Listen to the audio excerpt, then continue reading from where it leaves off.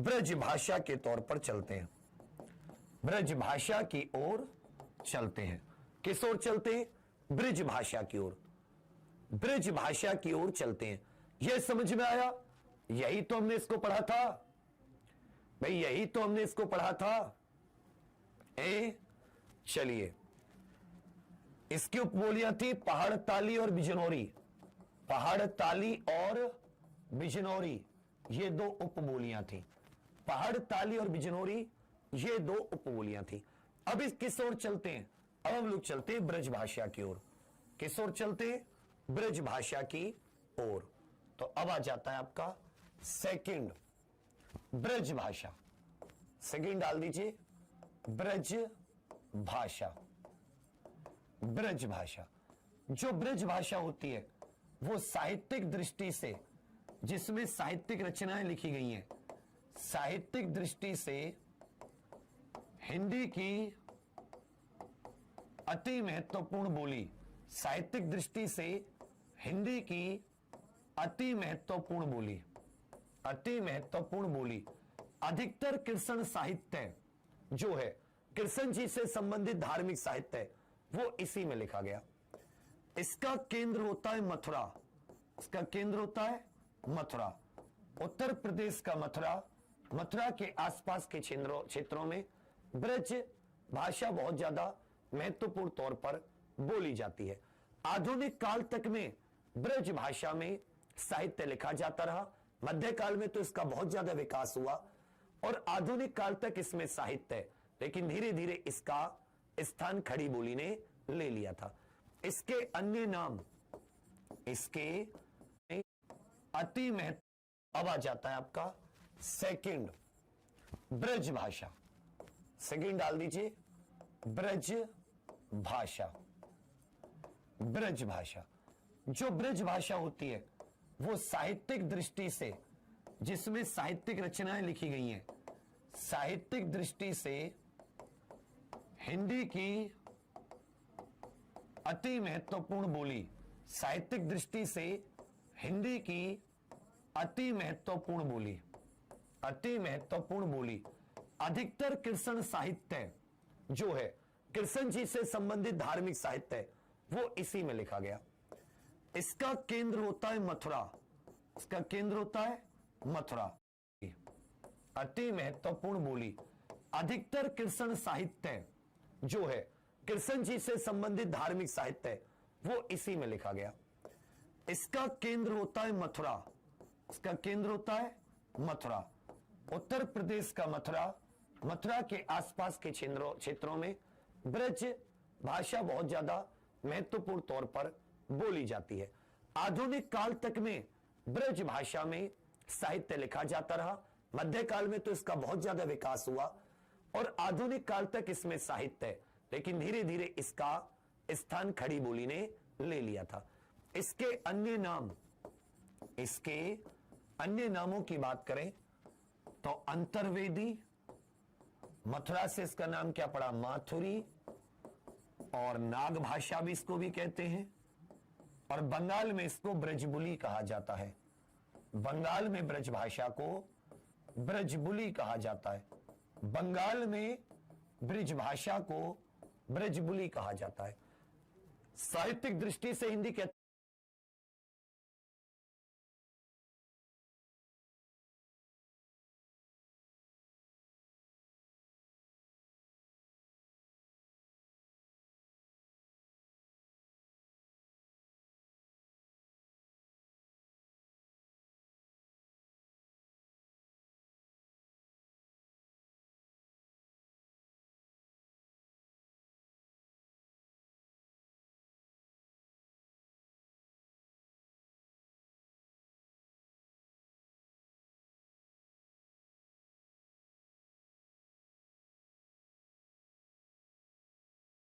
महत्वपूर्ण केंद्र हो जाता है मथुरा, उत्तर प्रदेश।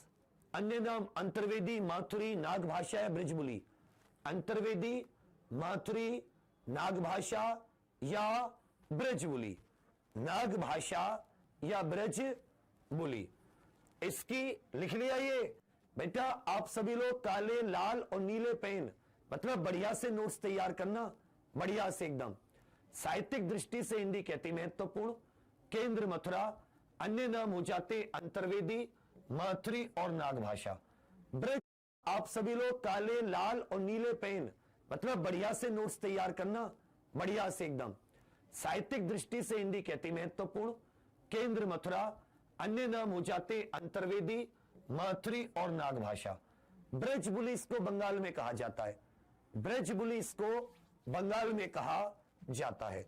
इसकी उपबोलियां लिख लीजिए, इसकी उपबोलियां, उपबोलियों से प्रश्न अक्सर आ जाते हैं। इसकी उपबोलियों की बात करेंगे तो भुक्सा, जादोवाटी, जादोवाटी, ढोलपुरी, ढोलपुर से पड़ा इसका नाम, ढोलपुरी, सिकरवाड़ी, सिकरवाड़ी, क्या क्या नाम पड़े इसके उपबोलियां, भुक्सा, जादोवाटी, ढोलपुरी, सिकरवाड़ी, भरतपुरी, भरतपुरी, कठेरिया, भरतपुरी, कठेरिया, डागी। ये इसकी कुछ उपबोलियां हैं। भुक्सा, जादोवाटी, ढोलपुरी, सिकरवाड़ी, भरतपुरी, कठेरिया, डागी, इसकी उपबोलियां हैं। ये क्या है साथी? इसकी उपबोलियां हैं। ये क्या है? इसकी उपबोलियां। अब इसमें लिखे कुछ ग्रंथ या कुछ रचनाकार, ब्रज भाषा के कुछ रचनाकार और उनके ग्रंथ देख लेते हैं। कुछ रचनाकार बोलियां हैं। ये क्या है? इस भुक्सा, जादोवाटी, ढोलपुरी, सिकरवाड़ी, भरतपुरी, कठेरिया, डागी, इसकी उपबोलियां हैं। ये क्या है साथी? इसकी उपबोलियां हैं। ये क्या है? इसकी उपबोलियां। अब इसमें लिखे कुछ ग्रंथ या कुछ रचनाकार, ब्रज भाषा के कुछ रचनाकार और उनके ग्रंथ देख लेते हैं। कुछ रचनाकार और उनके ग्रंथ, जैसे रचनाकार सूरदास महोदय, सूरदास, सूरदास जी ने क्या लिखा? सूर सागर। और सूर सागर का ही एक हिस्सा होता है भ्रमर गीत। भ्रमर गीत किसका हिस्सा है? सूर सागर। सूर सागर लिखा। सूर सारावली, साहित्य लहरी, नल दमयंती।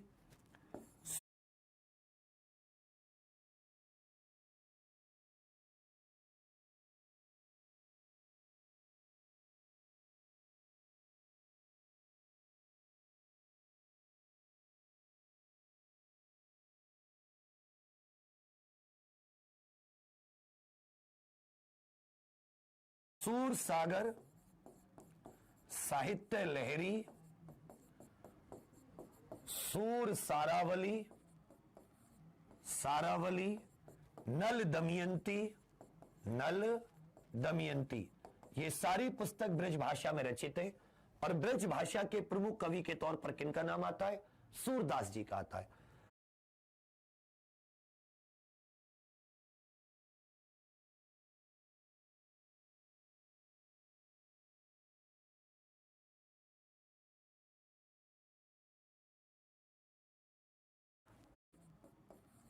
सारावली, नल दमयंती, नल दमयंती, ये सारी पुस्तक ब्रज भाषा में रचित है।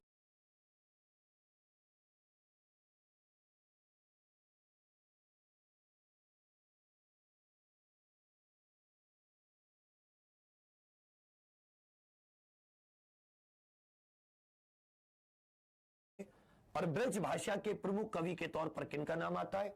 सूरदास जी का आता है। भाई माथुरी, नागभाषा, अंतर्वेदी और या ब्रजबुली, ये ब्रज भाषा के अन्य नाम हैं। जबकि इसकी उपबोलियां होती है भुक्सा, जादोवाटी, ढोलपुरी, सिकरवाड़ी, भरतपुरी, कठेरिया, डागी। भरतपुर क्षेत्र में बोली जाती है। राजस्थान के सीकर, ढोलपुर, जादोवाटी, भुक्सा, कठेरिया, डागी। रचनाकारों की बात करें, जैसे हमने कुछ खड़ी बोली के रचनाकार देखे, तो सूरदास जी ने लिखा सूर सागर। और सूर सागर का ही एक हिस्सा होता है भ्रमर गीत। पूछता है भ्रमर गीत की रचना किसने की है? या भ्रमर गीत निम्नलिखित में से किसका भाग है? साहित्य लहरी, सूर सारावली, नल दमयंती। सूर सारावली और नल दमयंती ये किसकी रचना है? ये सूरदास जी की रचना है। ये किसकी रचना है? सूरदास जी की रचना है। एक चीज यहां पर ध्यान देने वाली बात है कि तुलसीदास जी का सबसे प्रमुख ग्रंथ जिसकी वजह से उन्हें सबसे ज्यादा नाम मिला वो है रामचरितमानस अवधि में। लेकिन तुलसीदास जी ने ब्रज भाषा में भी रचना लिखी है, जैसे विनय पत्रिका। ये मैं तुलसीदास जी की ब्रज भाषा की रचना बता रहा हूं। तुलसीदास जी के ब्रज भाषा में लिखे ग्रंथ, हालांकि इनको सबसे ज्यादा जो नाम मिला वो अवधि में रचित रामचरितमानस की वजह से मिला, लेकिन इन्होंने ब्रज भाषा में भी लिखा है, जैसे विनय पत्रिका, कवितावली, श्री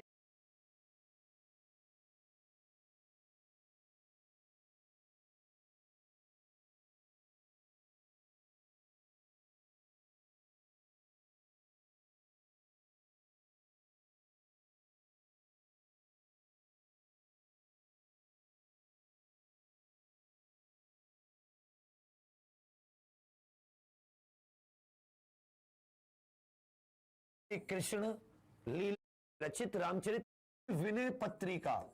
ये में तुलसीदास, वो है रामचरितमानस अवधि में, लेकिन तुलसीदास जी ने रचना है।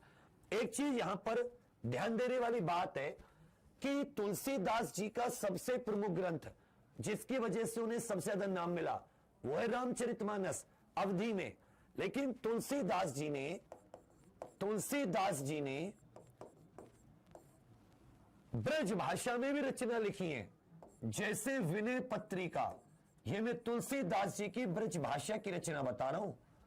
तुलसीदास जी के ब्रज भाषा में लिखे ग्रंथ, हालांकि इनको सबसे ज्यादा जो नाम मिला वो अवधि में रचित रामचरितमानस की वजह से मिला, लेकिन इन्होंने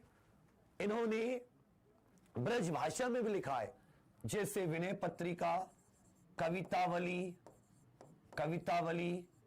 श्री कृष्ण लीला या श्री कृष्ण गीतावली। ये इन्होंने जो रचनाएं रची हैं वो ब्रज भाषा में रची हैं। ये किस में रची हैं? ब्रज भाषा में।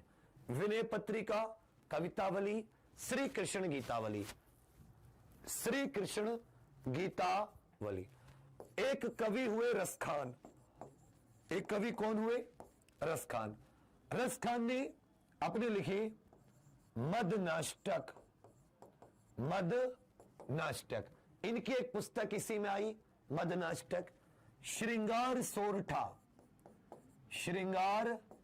सोरठा, ये भी किसके हैं? रसखान के। मदनाष्टक, श्रृंगार सोरठा, और इनका एक ग्रंथ आया प्रेम वाटिका। ये भी किसका? रसखान का। मदनाष्टक, श्रृंगार सोरठा, प्रेम वाटिका, सुजान रसखान। श्रृंगार सोरठा अपनी कॉपी में नोट करते रहना। मदनाष्टक, प्रेम वाटिका, सुजान रसखान।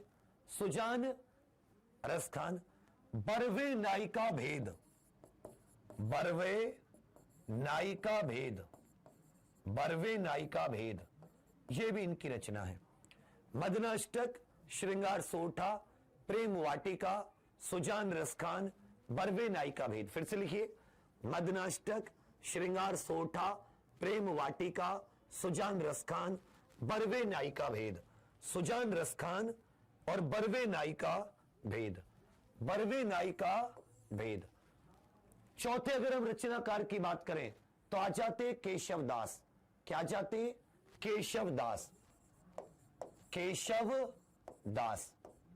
केशवदास जी को कठिन काव्य का प्रेत भी कहा जाता है।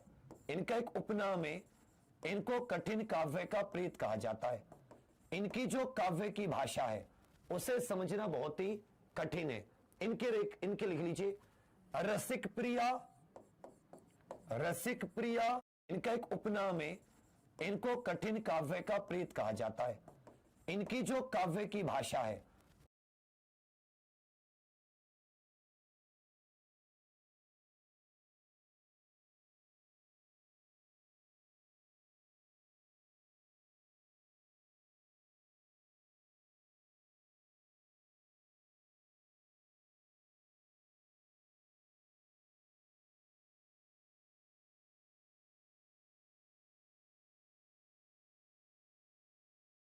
उसे समझना बहुत ही कठिन है।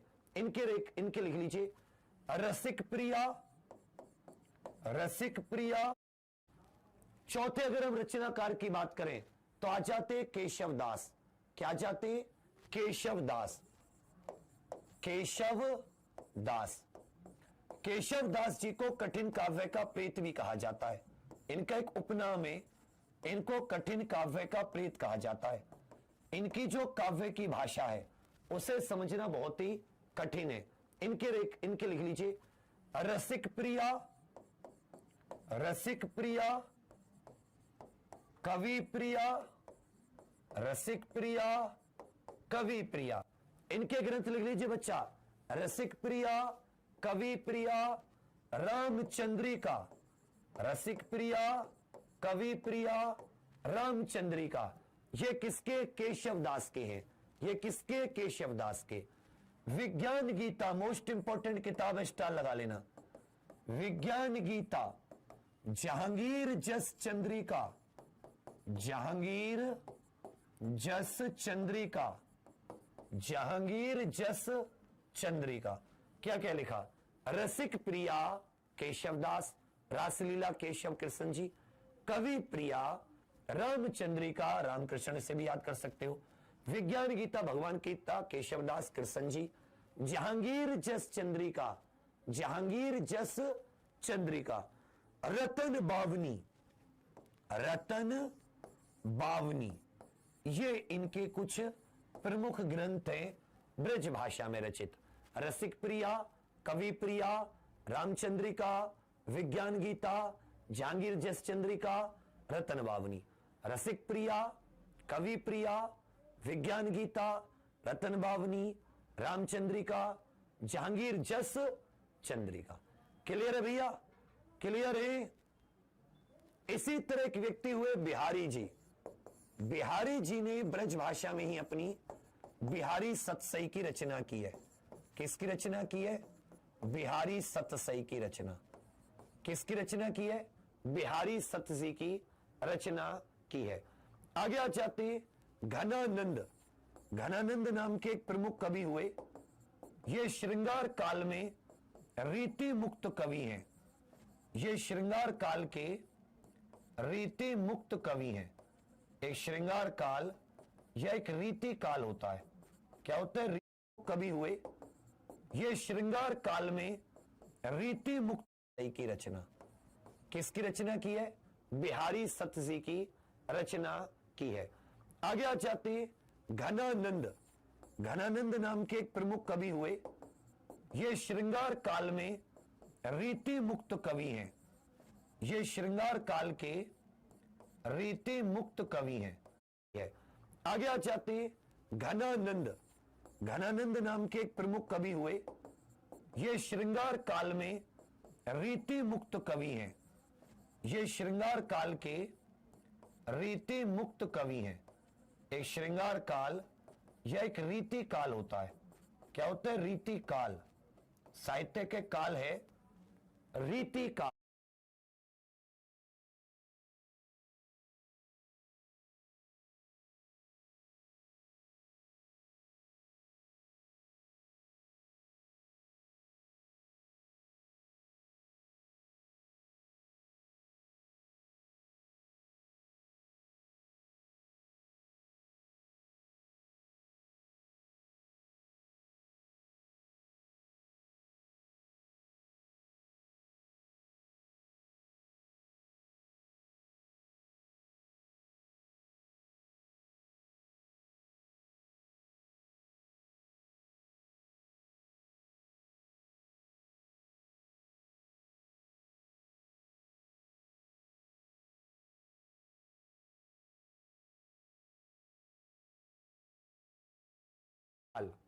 जो सबसे पहले क्या हो जाता है आदिकाल, फिर भक्ति काल, फिर रीति काल।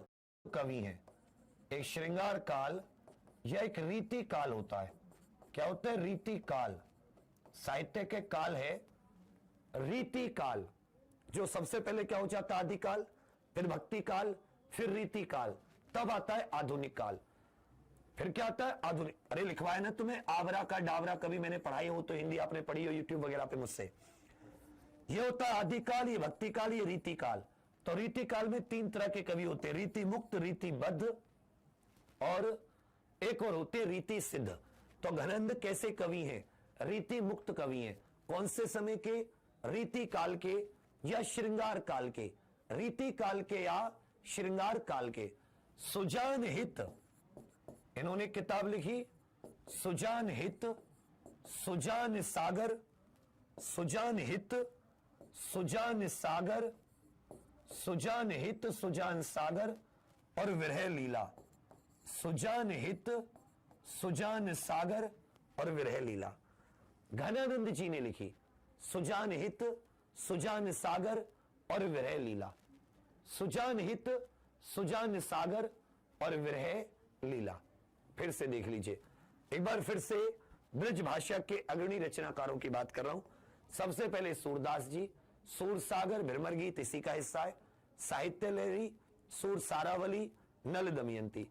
तुलसीदास जी ने विनय पत्रिका, कवितावली, श्री कृष्ण गीतावली ब्रज भाषा में लिखे। रसखान, मदनाष्टक, श्रृंगार सोरठा, प्रेम वाटिका, सुजान रसखान, बरवे नायिका भेद। केशवदास, रसिक प्रिया, कवि प्रिया, रामचंद्रिका, विज्ञान गीता, जहांगीर जस चंद्रिका। बिहारी जी की बिहारी सत्सई, रतन बावनी इसी का हिस्सा है, इसी में आता है, इसमें मत लिख लेना। घनानंद, सुजान हित, सुजान सागर, विरह लीला। सुजान हित, सुजान सागर, विरह लीला। सुजान हित, सुजान सागर, विरह लीला। और आधुनिक समय में, मैं पुराने ग्रंथों की बात कर रहा हूं, आधुनिक समय में भारतेंदु हरिश्चंद्र के जितने भी थे, जैसे वर्षा विनोद, दशरथ विलाप, ये सब किसके थे? भारतेंदु हरिश्चंद्र जी ने गद्य के लिए खड़ी बोली और काव्य के लिए ब्रज भाषा को चुना था। भारतेंदु हरिश्चंद्र जी के प्रमुख दशरथ विलाप, लीला, सुजान हित, सुजान सागर, विरह लीला। और आधुनिक समय में, मैं पुराने ग्रंथों की बात कर रहा हूं, आधुनिक समय में भारतेंदु हरिश्चंद्र के जितने भी थे, जैसे वर्षा विनोद, दशरथ विलाप, ये सब किसके थे? भारतेंदु हरिश्चंद्र जी ने गद्य के लिए खड़ी बोली और काव्य के लिए ब्रज भाषा को चुना था। भारतेंदु हरिश्चंद्र जी के प्रमुख, एक इनका होली नाम की रचना, बंदर नाम की रचना, वर्षा विनोद, वर्षा विनोद, दशरथ विलाप भाषा को चुना था। से वर्षा विनोद, दशरथ विलाप, ये सब किसके थे? भारतेंदु हरिश्चंद्र जी ने गद्य के लिए खड़ी बोली। मैं पुराने ग्रंथों की बात कर रहा हूं, आधुनिक समय में भारतेंदु हरिश्चंद्र के जितने भी थे, जैसे वर्षा विनोद, दशरथ विलाप, ये सब किसके थे? भारतेंदु हरिश्चंद्र जी ने गद्य के लिए खड़ी बोली और काव्य के लिए ब्रज भाषा को चुना था। भारतेंदु हरिश्चंद्र जी के प्रमुख, एक इनका होली नाम की रचना, बंदर नाम की रचना, वर्षा विनोद, वर्षा विनोद, दशरथ विलाप, दशरथ विलाप आदि जो पुस्तक थी, वो सब किस में रची गई? ये सब ब्रज भाषा में रची गई। ये किस में रची गई? ब्रज भाषा में रची गई। यहां तक बताइए किसी को कोई दिक्कत? हम लोग क्या पढ़ रहे हैं? हम लोग हिंदी की बोली और उसके क्षेत्र पढ़ रहे हैं कि हिंदी की बोली कौन कौन सी है, उसके क्षेत्र कौन कौन से हैं। ये किस में रची? वर्षा विनोद, दशरथ विलाप, दशरथ विलाप आदि जो पुस्तक थी, वो सब किस में रची गई? ये सब ब्रज भाषा में रची गई। ये किस में रची गई? ब्रज भाषा में रची गई। यहां तक बताइए किसी को कोई दिक्कत? हम लोग क्या पढ़ रहे हैं? हम लोग हिंदी की बोली और उसके क्षेत्र पढ़ रहे हैं कि हिंदी की बोली कौन कौन सी है, उसके क्षेत्र कौन कौन से हैं। उसमें प्रमुख ग्रंथ कौन से रचे गए। और ये अक्सर आपके पेपर में पूछे गए अगर आप लगातार प्रीवियस ईयर देखते होंगे, अगर आप लगातार प्रीवियस ईयर देखते होंगे। समझ रहे मेरी बात। चलिए अब आ जाते अगली। अब क्या जाते अगली, एक तो हो गई खड़ी बोली, उसके बाद में ब्रजभाषा। अब आ जाते कन्नौजी पर। कन्नौजी पर आ जाते, किस पर आ जाते, कन्नौजी पर। तीसरी जो बोली होती है हिंदी की, ये होती है कन्नौजी। कन्नौजी अर्थात किससे नाम पड़ा, कान्य कुब्ज। ये कन्नौज का पुराना नाम हुआ करता था इत्र का शहर, कान्य कुब्ज या कन्नौज नाम के शहर पर, कन्नौज नाम के शहर के नाम पर इसका नाम कन्नौजी पड़ा।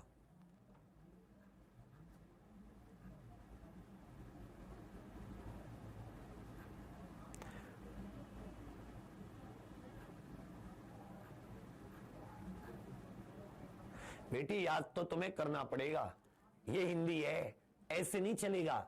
याद तो तुम्हें करना पड़ेगा, याद तो तुम्हें करना पड़ेगा, या तुम इसको छोड़ सकते हो, तुम्हारे ऊपर है।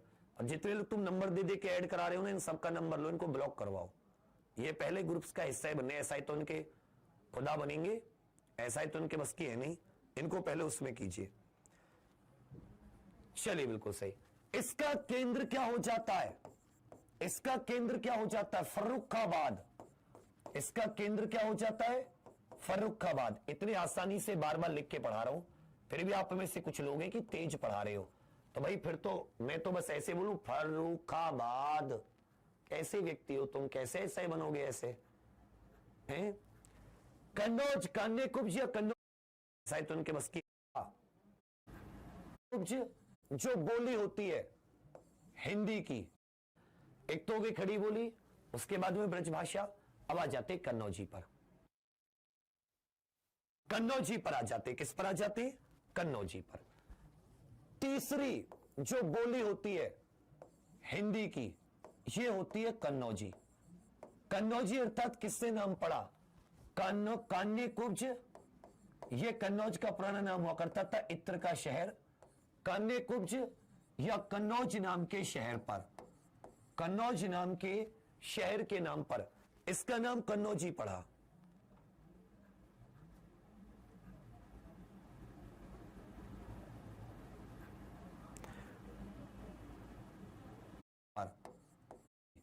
ये होती है कन्नौजी। कन्नौजी अर्थात किससे नाम पड़ा, कान्य कुब्ज। ये कन्नौज का पुराना नाम हुआ करता था इत्र का शहर, कान्य कुब्ज या कन्नौज नाम के शहर पर, कन्नौज नाम के शहर के नाम पर इसका नाम कन्नौजी पड़ा।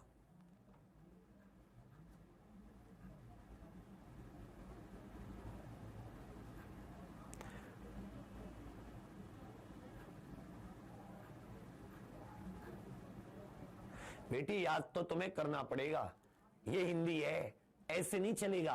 याद तो तुम्हें करना पड़ेगा, याद तो तुम्हें करना पड़ेगा, या तुम इसको छोड़ सकते हो, तुम्हारे ऊपर है। और जितने लोग तुम नंबर दे दे के ऐड करा रहे हो ना, इन सबका नंबर लो, इनको ब्लॉक करवाओ। ये पहले ग्रुप्स का हिस्सा है बनने, ऐसा ही तो उनके खुदा बनेंगे, ऐसा ही तो उनके बस की है नहीं, इनको पहले उसमें कीजिए। चलिए बिल्कुल सही। इसका केंद्र क्या हो जाता है, इसका केंद्र क्या हो जाता है, फर्रुखाबाद। इसका केंद्र क्या हो जाता है, फर्रुखाबाद। इतनी आसानी से बार बार लिख के पढ़ा रहा हूं, फिर भी आप में से कुछ लोग हैं कि तेज पढ़ा रहे हो, तो भाई फिर तो मैं तो बस ऐसे बोलूं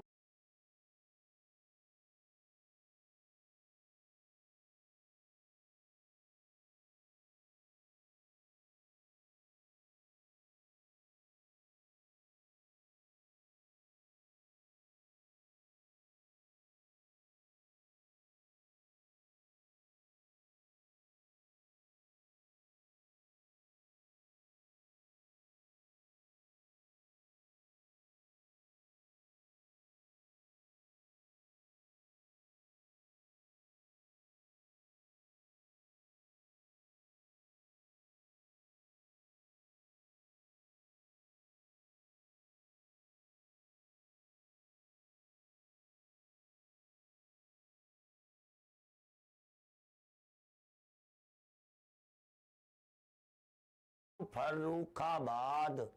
कैसे व्यक्ति हो तुम, कैसे ऐसे बनोगे ऐसे हैं?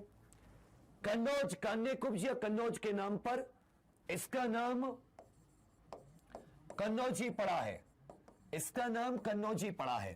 केंद्र क्या हो जाता? फर्रुखाबाद। अगर हम कन्नौजी के अन्य नामों की चर्चा करेंगे तो इसको पांचाली, इसको पांचाली कहा है। इसको क्या कहा गया है? पांचाली कहा गया है आचार्य किशोरी दास वाजपेयी के द्वारा। आचार्य किशोरी दास वाजपेयी, आचार्य किशोरी दास वाजपेयी के द्वारा इसको पूर्वी ब्रज कहा गया है। पूर्वी ब्रज धीरेन्द्र वर्मा जी के द्वारा, धीरेन्द्र वर्मा जी के द्वारा, धीरेन्द्र वर्मा जी के द्वारा। इससे साथ ही बुंदेली ब्रज तथा बुंदेली के बीच की ब्रज एवं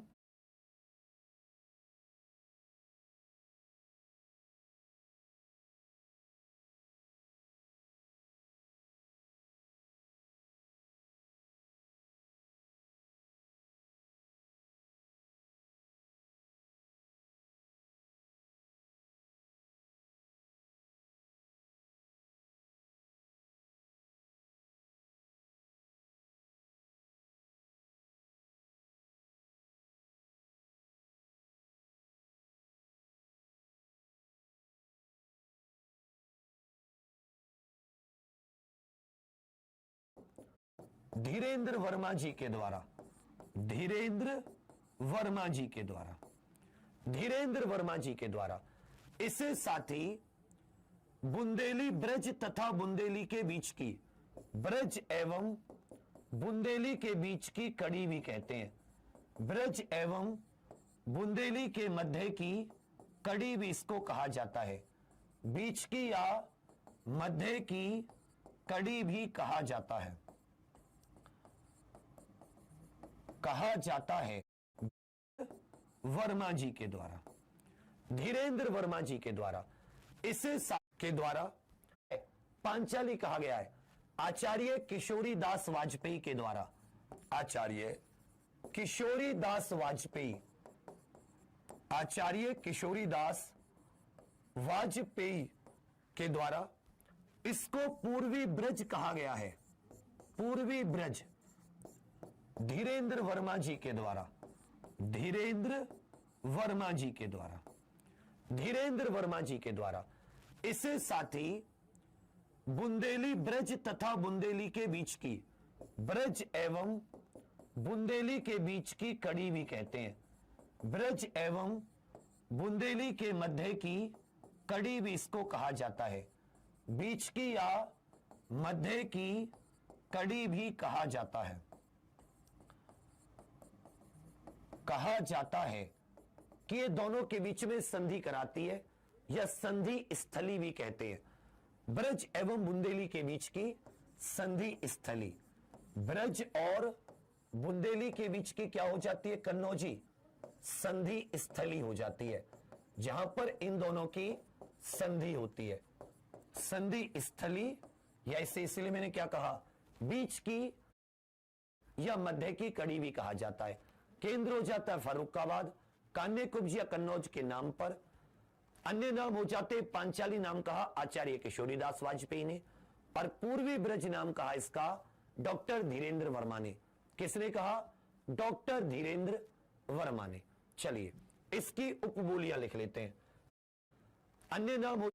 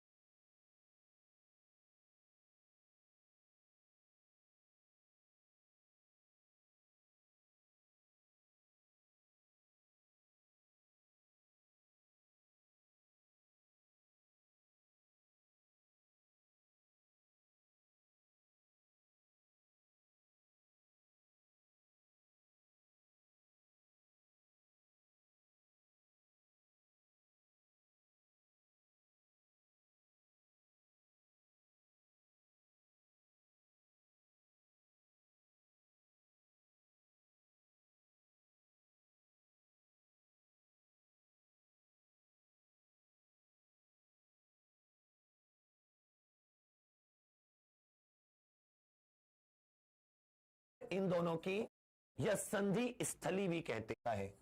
बीच की या बुंदेली ब्रज कहा गया है। पूर्वी ब्रज धीरेन्द्र वर्मा जी के द्वारा, धीरेन्द्र वर्मा जी के द्वारा, धीरेन्द्र वर्मा जी के द्वारा। इससे साथ ही बुंदेली ब्रज तथा बुंदेली के बीच की, ब्रज एवं बुंदेली के बीच की कड़ी भी कहते हैं। ब्रज एवं बुंदेली के मध्य की कड़ी भी इसको कहा जाता है। बीच की या मध्य की कड़ी भी कहा जाता है। कहा जाता है कि ये दोनों के बीच में संधि कराती है, यह संधि स्थली भी कहते हैं। ब्रज एवं बुंदेली के बीच की संधि स्थली, ब्रज और बुंदेली के बीच की क्या हो जाती है कन्नौजी, संधि स्थली हो जाती है, जहां पर इन दोनों की संधि होती है। संधि स्थली, या इसे इसलिए मैंने क्या कहा, बीच की या मध्य की कड़ी भी कहा जाता है। केंद्र हो जाता है फर्रुखाबाद, कान्यकुब्ज या कन्नौज के नाम पर। अन्य नाम हो जाते, पांचाली नाम कहा आचार्य किशोरीदास वाजपेयी ने, और पूर्वी ब्रज नाम कहा इसका डॉक्टर धीरेन्द्र वर्मा ने। किसने कहा? डॉक्टर धीरेन्द्र वर्मा ने। चलिए इसकी उपबोलियां लिख लेते हैं कि कन्नौजी की उपबोलियां कौन कौन सी होती हैं। दास वाजपेयी ने, और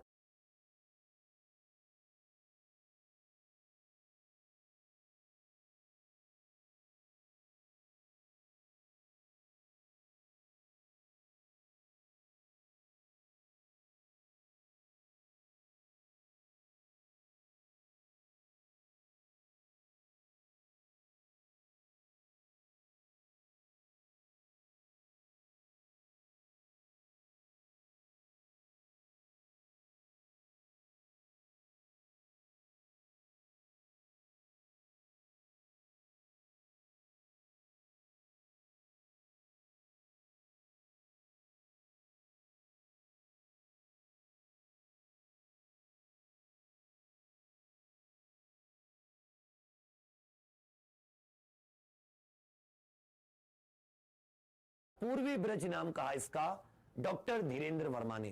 किसने कहा? डॉक्टर धीरेन्द्र वर्मा ने। चलिए इसकी उपबोलियां लिख लेते हैं कि कन्नौजी की उपबोलियां कौन कौन सी होती हैं। कन्नौजी की उपबोलियां, तो बोलियों में इसकी एक आ जाती है तिरहारी। कौन सी? तिरहारी। एक आ जाती है पचरुआ। एक क्या हो जाती है? पचरुआ। एक होती है इटारवी, इटावा की, इटारवी। एक हो जाती है शाहजहांपुरी, शाहजहांपुर में इसका जो क्षेत्रीय रूप है। एक हो जाती है पीलीभीती, एक क्या हो जाती है? पीलीभीती आदि। तो उपबोलियां कौन कौन सी हो जाती है इसकी? तिरहारी, पचरुआ, इटारवी, शाहजहांपुर, पीलीभीती। इटारवी, शाहजहांपुर, पीलीभीती। अब अगर इसके मुख्य क्षेत्र की कोई बात करें कि किन किन क्षेत्रों में बोली जाती है, तो भाई एक तो कानपुर हो जाता है, पीलीभीती, इटारवी, शाहजहांपुर, पीलीभीती। अब अगर इसके मुख्य क्षेत्र की कोई बात करें कि किन किन क्षेत्रों में बोली जाती है, तो भाई एक तो कानपुर हो जाता है, एक आपका फर्रुखाबाद हो जाता है, एक आपका क्षेत्र हो जाता है कन्नौज, इटावा मैनपुरी, इटावा मैनपुरी, इटावा मैनपुरी, शाहजहांपुर, शाहजहांपुर, पीलीभीत, शाहजहांपुर, पीलीभीत आदि। अब कोई आपसे क्वेश्चन सीधा पूछ ले, पूछा भी गया है कि कानपुर में निम्नलिखित में से हिंदी की कौन सी बोली बोली जाती है। कानपुर में निम्नलिखित में से हिंदी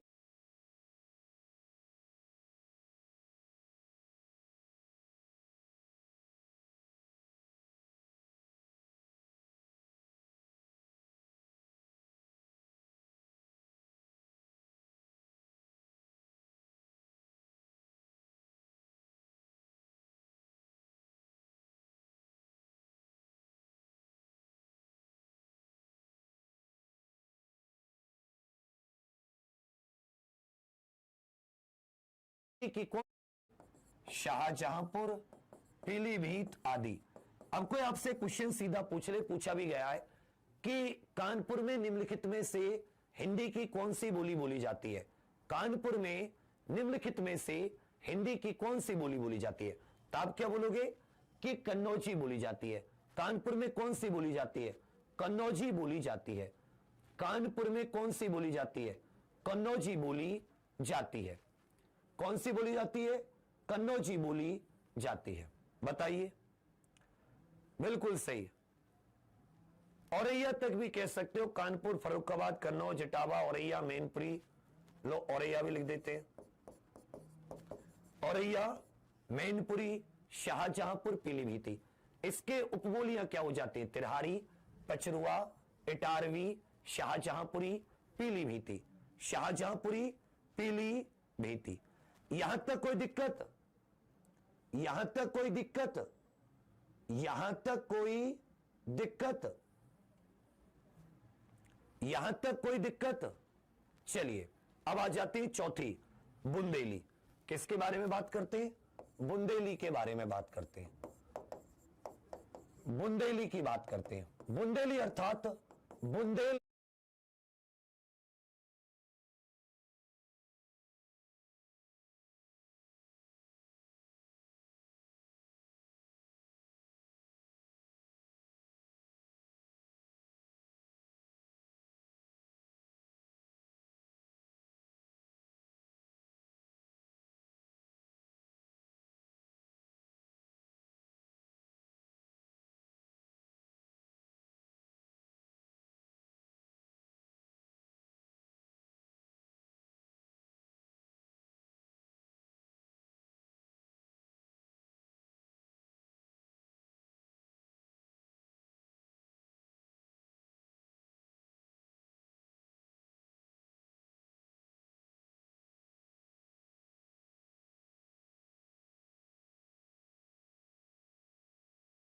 खंड क्षेत्र की बोली, कोई दिक्कत।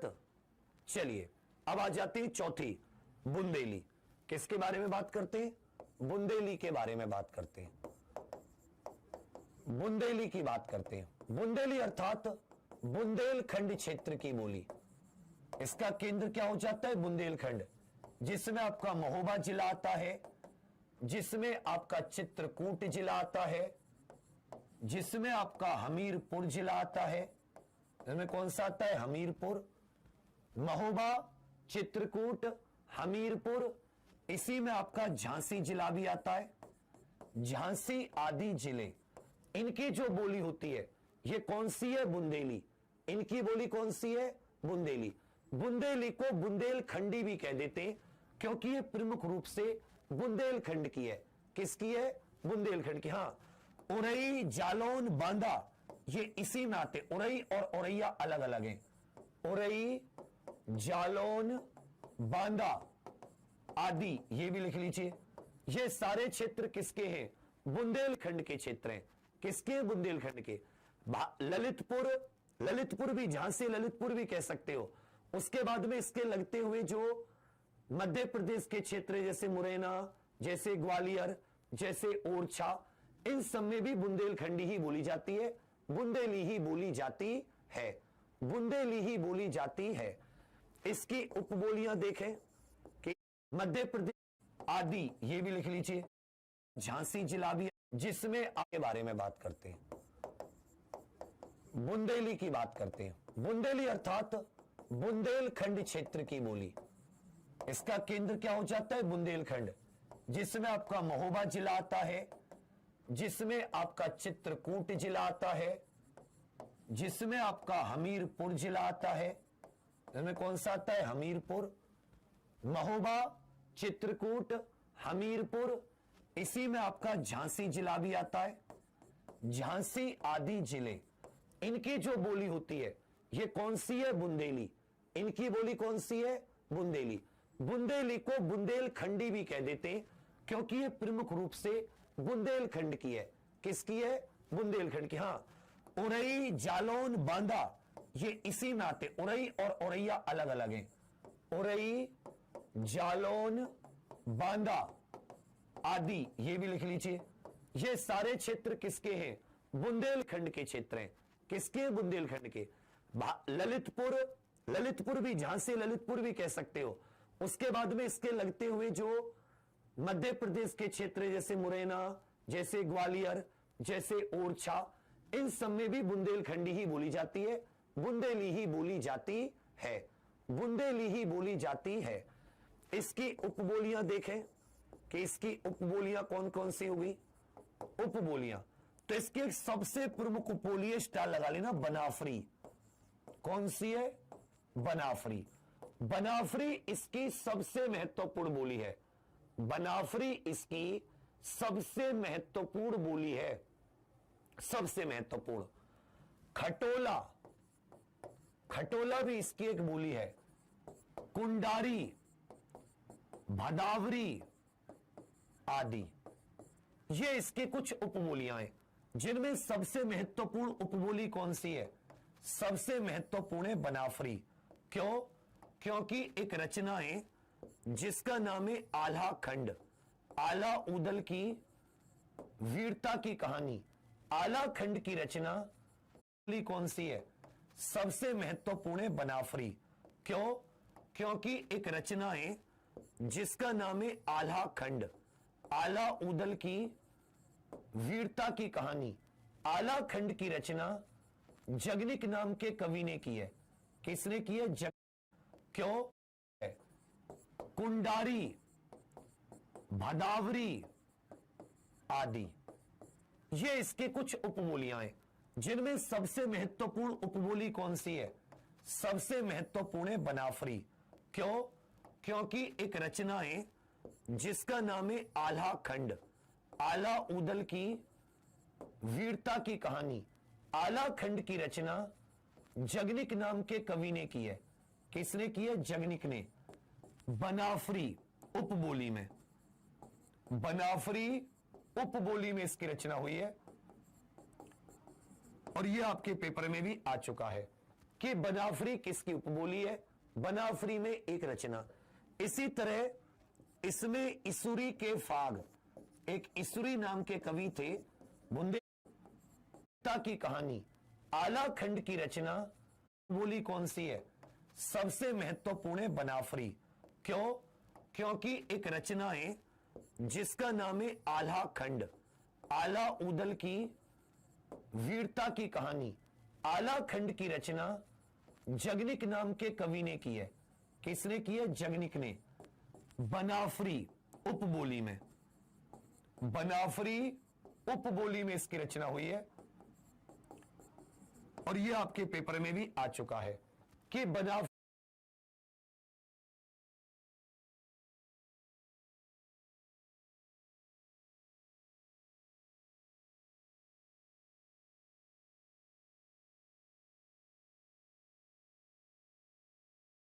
किसकी उपबोली है? बनाफरी में एक रचना।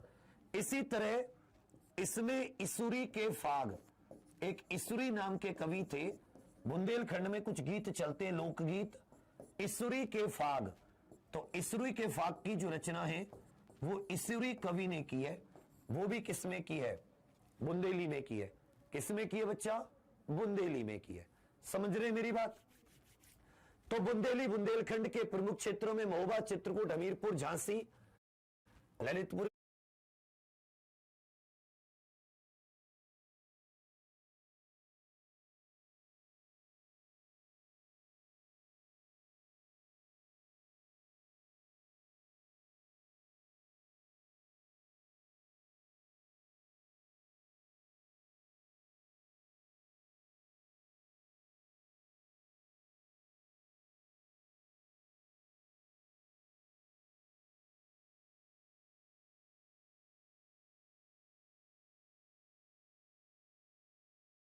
भी आप इस एक रचना।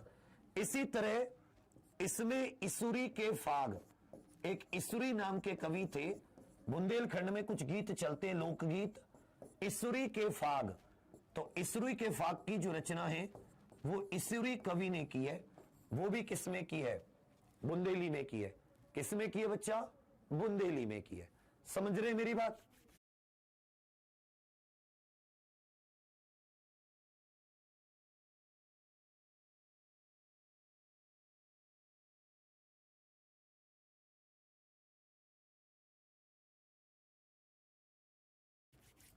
तो बुंदेली बुंदेलखंड के प्रमुख क्षेत्रों में महोबा, चित्रकूट, हमीरपुर, झांसी, ललितपुर भी आप इसे कह सकते हो, ललितपुर जिले में उरई, उरई, जालौन, बांदा, उरई, जालौन और बांदा। उसके अलावा ये मध्य प्रदेश के मुरैना, ग्वालियर वहां तक भी फैली हुई है। इसकी उपबोली है बनाफरी, खटोला,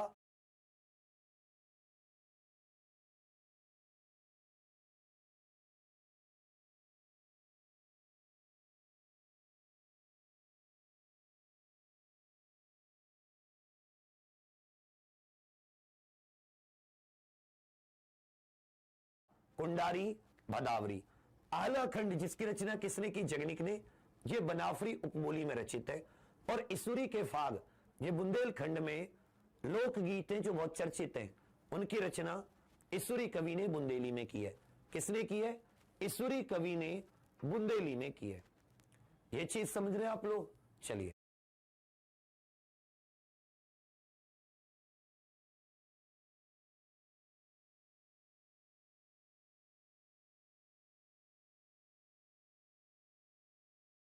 अब आ जाते हैं पश्चिमी हिंदी की पांचवी बोली। पश्चिमी हिंदी की पांचवी हरियाणवी।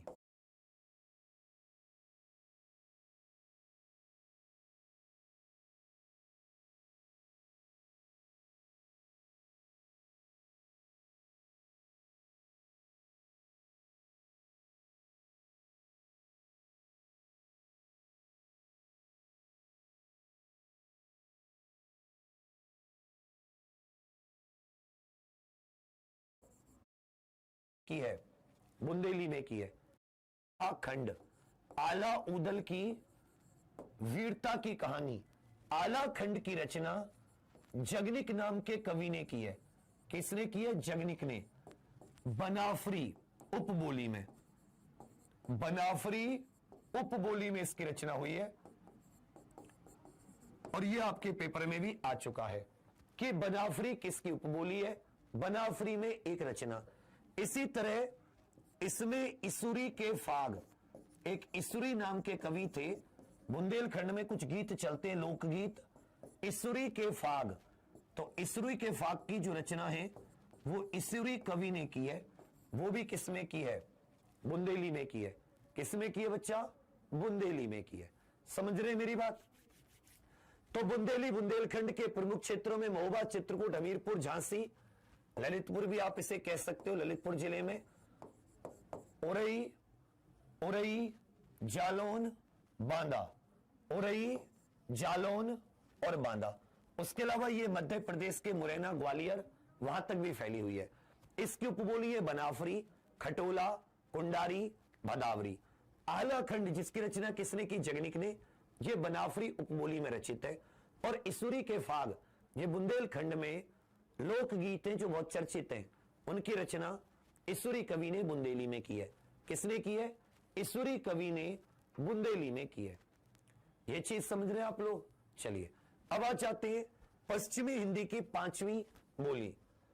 पश्चिमी हिंदी की पांचवी हरियाणवी। हरियाणवी, हरियाणवी बोली। इसके अगर आप अन्य नाम देखोगे, इसके अलग अगर आप अन्य नाम देखोगे तो इसका एक नाम हो जाता है बांगरू। कौन सा नाम है? बांगरू। तो बांगरू इसको जॉर्ज ग्रियर्सन महोदय ने कहा है, जॉर्ज ग्रियर्सन के द्वारा। जॉर्ज ग्रियर्सन नाम के व्यक्ति ने इसे बांगरू कहा है, जॉर्ज ग्रियर्सन द्वारा।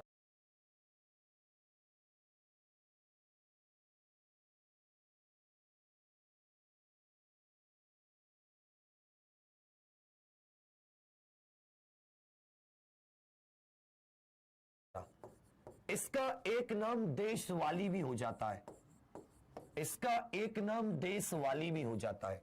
हरियाणवी का एक नाम होता है बांगरू, जिसे जॉर्ज ग्रियर्सन ने दिया है। किसने दिया है? जॉर्ज ग्रियर्सन ने दिया है। और देशवाली, देशवाली इसकी उप नाम देशवाली भी हो जाता है। हरियाणवी का एक नाम होता है बांगरू, जिसे जॉर्ज ग्रियर्सन ने दिया है। किसने दिया है? जॉर्ज ग्रियर्सन ने दिया है। और देशवाली, देशवाली इसकी उपबोलियों की बात करें, इसकी उपबोलियों की बात करें तो उपबोलियों में एक हो जाती है इसकी जाटू और एक हो जाती है अहीरवाटी।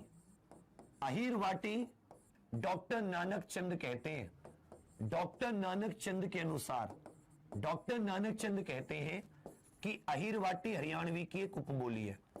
अहीरवाटी हरियाणवी की एक उपबोली है। अहीरवाटी हरियाणवी की एक उपबोली है।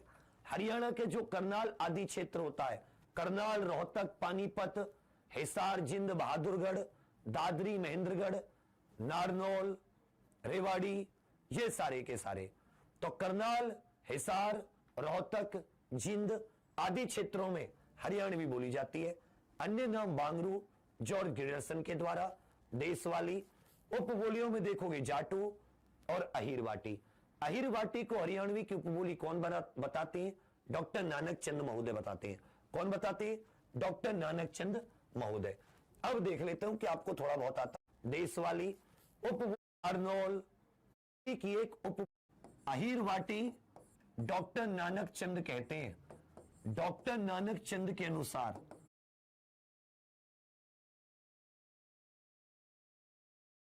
डॉक्टर नानक चंद कहते हैं कि अहीरवाटी हरियाणवी की एक उपबोली है। अहीरवाटी हरियाणवी की एक उपबोली है। अहीरवाटी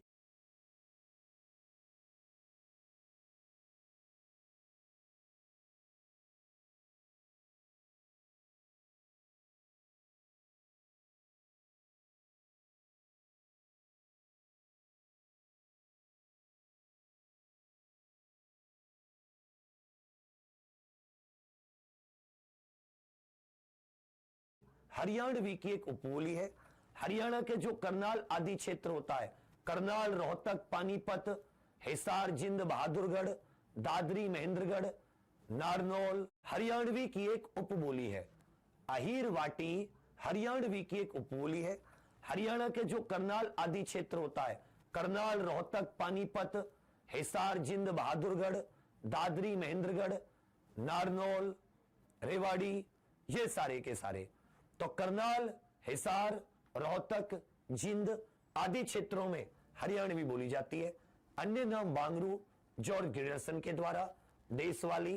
उपबोलियों में देखोगे जाटू और अहीरवाटी। अहीरवाटी को हरियाणवी की उपबोली कौन बताते हैं? डॉक्टर नानक चंद महोदय बताते हैं। कौन बताते हैं? डॉक्टर नानक चंद महोदय। अब देख लेते हूं कि आपको थोड़ा बहुत आता। एक तरफ मैं उपबोली लिख रहा हूं जो भी मैंने अभी आपको पढ़ाई है, थोड़ा बहुत ध्यान इस तरफ होगा तो शायद इनका उत्तर दे दोगे, नहीं होगा तो अपने आप तुम लोग पकड़ोगे। जब कुछ नहीं बचेगा, टाइम हो जाएगा ना, जब पेपर हो जाएगा तब पता चलेगा कि शायद पढ़ लेते। पचरुआ किसकी है? पचरुआ बताइए। बनाफरी किसकी बोली है? होगा तो अपने आप तुम लोग पकड़ोगे। नानक चंद महोदय। अब देख लेते हूं कि आपको थोड़ा बहुत आता। एक तरफ मैं उपबोली लिख रहा हूं जो भी मैंने अभी आपको पढ़ाई है, थोड़ा बहुत ध्यान इस तरफ होगा तो शायद इनका उत्तर दे दोगे, नहीं होगा तो अपने आप तुम लोग पकड़ोगे। जब कुछ नहीं बचेगा, टाइम हो जाएगा ना, जब पेपर हो जाएगा तब पता चलेगा कि शायद पढ़ लेते। पचरुआ किसकी है? पचरुआ बताइए। बनाफरी किसकी बोली है? ये भी बताइए। ढोलपुरी ये किसकी है? ये भी बताइए। पहाड़ ताली किसकी है? ये भी बताइए। जाटू किसकी उपबोली है? ये भी बताइए। पचरुआ किसकी उपबोली है? बनाफरी किसकी है? ढोलपुरी किसकी है? पहाड़ ताली किसकी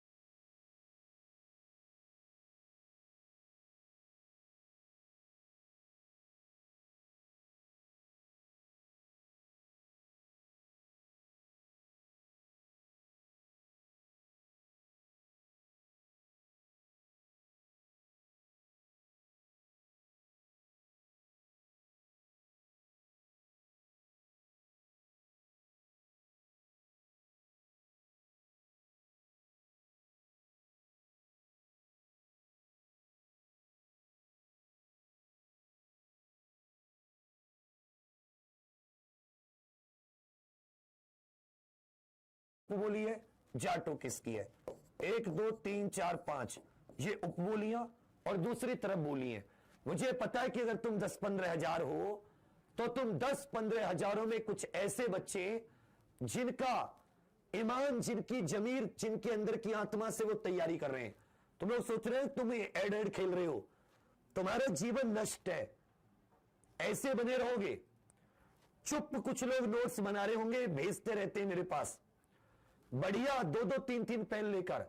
जब तुम ये चैट चैट खेलोगे तो वो तैयारी कर रहे होंगे, और जब रिजल्ट आएगा उनका नाम सबसे ऊपर होगा।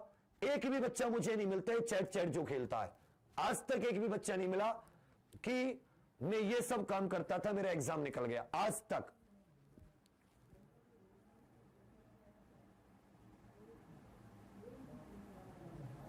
बिल्कुल सही कि सर देखिए, बनाफरी तो हो जाती है बुंदेली की, किसकी हो जाती है? बुंदेली की। ढोलपुरी हो जाती है अपनी ब्रज भाषा की, किसकी हो जाती है? ब्रज भाषा की। पहाड़ ताली किसकी हो जाती है? अपनी खड़ी बोली की उपबोली, किसकी? खड़ी बोली की। जाटू और अहिरवाटी किसकी हो जाती है? हरियाणवी की हो जाती है। पचरुआ और तिरहारी ये किसकी हो जाती है? कन्नौजी की। पचरुआ और तिरहारी ये किसकी हो जाती है? कन्नौजी की। पचरुआ और तिरहारी ये किसकी हो जाती है? कन्नौजी की। यहां पर मैं बोली आपको बताने अन्य नाम, तो अन्य नाम में जैसे अन्य नाम में आपसे पूछूं, नाग भाषा किसे कहा गया? नाग भाषा किसे कहा गया? नाग भाषा बांगरू किसे कहा जाता है? नाग भाषा बांगरू। गवारू किसको कहा जाता है? गवारू किसका अन्य नाम है? किस बोली का अन्य नाम गवारू है? नाग भाषा है। आगे आपको बताना है बुंदेलखंडी या ब्रज एवं बुंदेली की, ब्रज एवं बुंदेली की संधि स्थली, बुंदेली की संधि स्थली के नाम पर किसे जाना जाता है? संधि स्थली किसे कहा जाता है? नाग भाषा किसे कहा जाता है? बांगरू किसे कहा जाता है? गंवारू किसे कहा जाता है? और ब्रज एवं बुंदेली की संधि स्थली कौन सी है? बताइए। शाबाश भाई। नाग भाषा, मौथरी, अंतर्वेदी ये ब्रज भाषा को कहा जाता है, कहा जाता नहीं कहा जाता है? बांगरू कौन सी है? बताइए।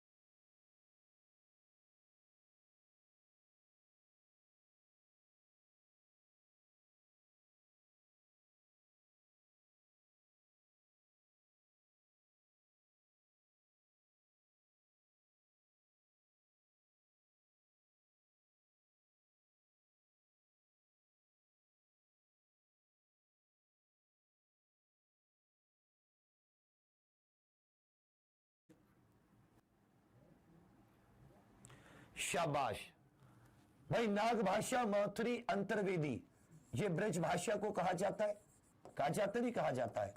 बांगरू जॉर्ज ग्रियर्सन हरियाणवी को कहते हैं। गवारू खड़ी बोली को कहा जाता है, जॉन गिलक्राइस्ट ने कहा। ब्रज एवं बुंदेली की संधि स्थली यह कन्नौजी को कहा जाता है। कन्नौजी के दो नाम और बताइए। कन्नौजी के दो प्रचलित नाम और हैं, एक पांचाली और एक पूर्वी ब्रज। एक पांचाली और एक पूर्वी ब्रज। एक पांचाली और एक पूर्वी ब्रज। अब आपसे पूछूं, सुजानहित ये किसकी पुस्तक है? सुजानहित किसके द्वारा लिखी? पांचाली और एक पूर्वी ब्रज। एक पांचाली और एक पूर्वी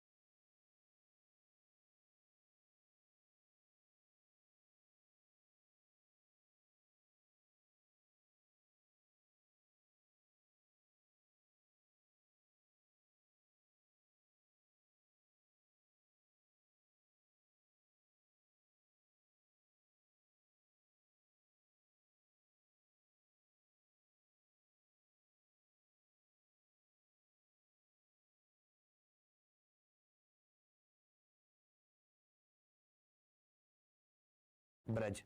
अब आपसे पूछूं, सुजान हित ये किसकी पुस्तक है? सुजान हित किसके द्वारा लिखी? रानी केतकी की कहानी। रानी केतकी की कहानी किसकी है? रानी केतकी की कहानी किसकी है? नल दमयंती किसकी है? बरवे नायिका भेद किसके द्वारा रचित है? बरवे नायिका भेद किसके द्वारा रचित है?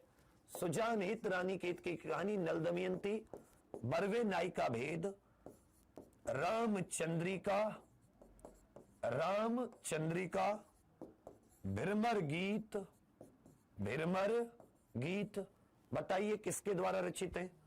भिरमर गीत। सातवें में आप बताइए, नासिकेतोपाख्यान, नासिकेतोपाख्यान ये किसके द्वारा रचित है? सुख सागर का बताइए, सुख सागर, सुख सागर। प्रेम सागर का बताइए, प्रिय प्रवास किसकी रचना है?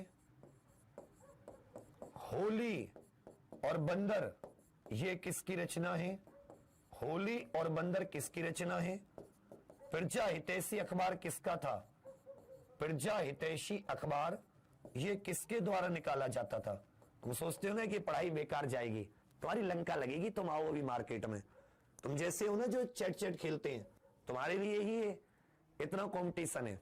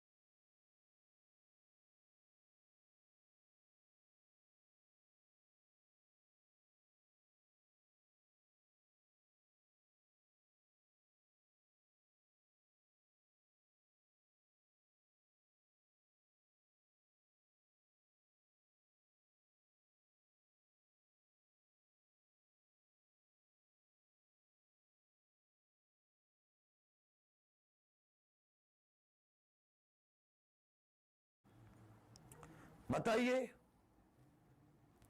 चलिए सर, सुजान हित, सुजान सागर, सुजान हित, सुजान सागर, ये घनानंद की रचना थी। किसकी? घनानंद। रानी केतकी की कहानी, इंशा अल्लाह खान, इंशा अल्लाह खान। नल दमयंती, नल दमयंती, सूरदास।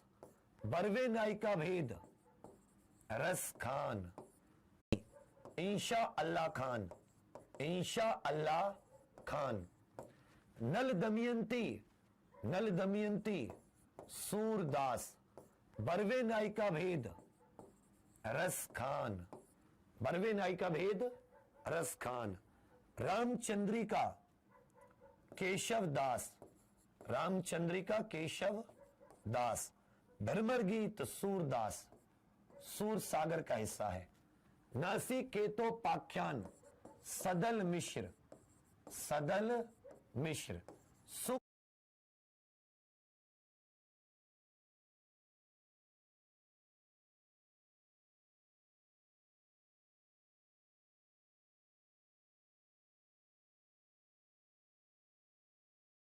सागर, सदा सुख लाल नियाज, सदा सुख लाल नियाज।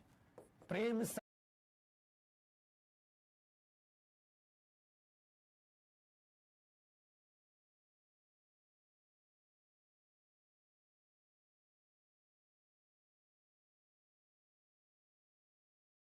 सागर, लल्लू लाल।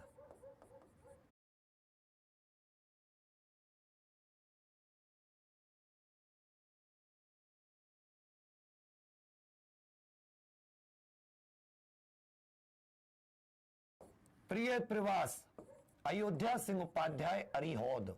होली और बंदर,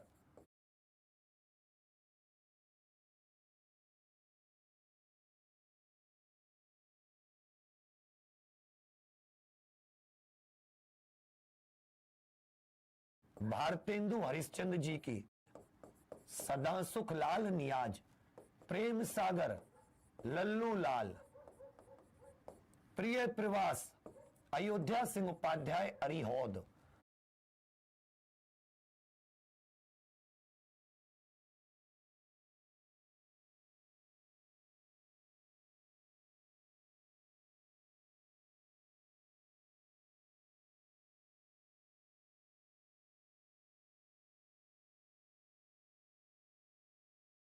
होली और बंदर, भारतेंदु हरिश्चंद्र जी की। प्रजा हितैषी अखबार, राजा लक्ष्मण सिंह। प्रजा हितैषी अखबार। हो गए क्लियर? अब समझ